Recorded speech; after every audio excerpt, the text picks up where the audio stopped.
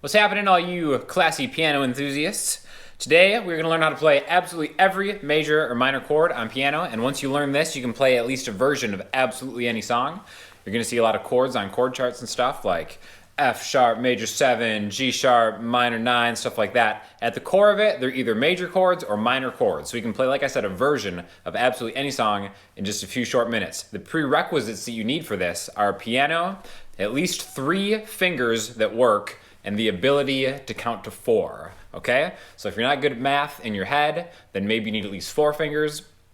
But all you have to do is you have to know where your root note is, and the root note is where a chord gets its name, right? So maybe you start off by learning something like a C major chord, all right? And you know how to play that. Well, the first note in there is a C. But what happens if you find like a D sharp minor or something like that? You have to know the names of the notes. There's only 12 notes, so don't worry about it. 7 of them are letters of the alphabet. A, B, C, D, E, F, and G, okay? So the best way to find out what note you're on is find a group of 3 black keys, take the second and third black key and right in between them, that's an A, all right? So just to find the name of any note, the alphabet starts here, the musical alphabet. A, B, C, D, E, F, G. Then it happens again, A, B, C, D, E, F, G. Now the black keys are gonna be the sharps and the flats, right? Only 2 notes don't have sharps, B and E. Otherwise, you can always think of sharp as +1 between anything. So A sharp, flat meaning -1. So this could also be B flat. It could be either A sharp or B flat. B, C sharp or D flat. D sharp, E flat. E, F sharp, G sharp, A sharp, B, so on and so forth, okay? Now we'll talk about the difference between sharps and flats later, but now that we know how to locate any root note, we can do the simplest formula in the world to find out if it's major or minor. So again, a C, okay? All you have to do is add 4 notes away to find the next note. These are all gonna be 3-note chords, triads. We only need 3 of them, right? So add 4, 1, 2, 3, 4. So a note plus 4 is gonna be the second chord, or the second note that you need for a major chord, and then add 3. 1, 2, 3.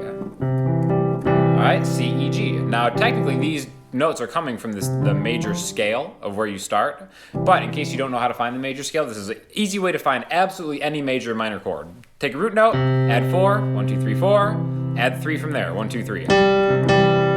Now to make a minor chord, a minor is a major chord with a flat third. The middle note is down 1. So if you want to make a C minor, take a root note, add 3, 1, 2, 3, and then add 4, 1, 2, 3, 4. All right, so major chords have a root note plus 4 plus 3. Minor chords have a root note plus 3 plus 4. So the difference between major and minor is only that note in the middle. So now we can actually do this for absolutely anything. Let's take E flat major, which happens to be the same as D sharp, right? So there's our note. We add 4, 1, 2, 3, 4. Add 3 from there, 1, 2, 3. Okay, eventually you can play this with 1 hand. Maybe you can do this with 2 hands.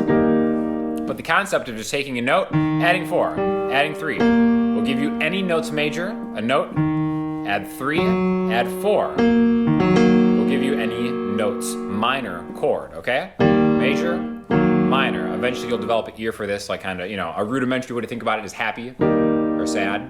But yeah, that's it. Root note, plus 3 plus 4 is minor, plus 4 plus 3 is major. All you need to know, and then once you kind of get your intervals straight, we'll start talking more about why they're major, why they're minor, but very, very basic lesson in just finding a note, locating a note through the musical alphabet, putting a very simple additive formula into it, and then rocking out absolutely any major or minor chord you will ever see. Hit me up with any questions or comments you have in the comment section, Instagram or Twitter, and I'll talk to you all later. See ya.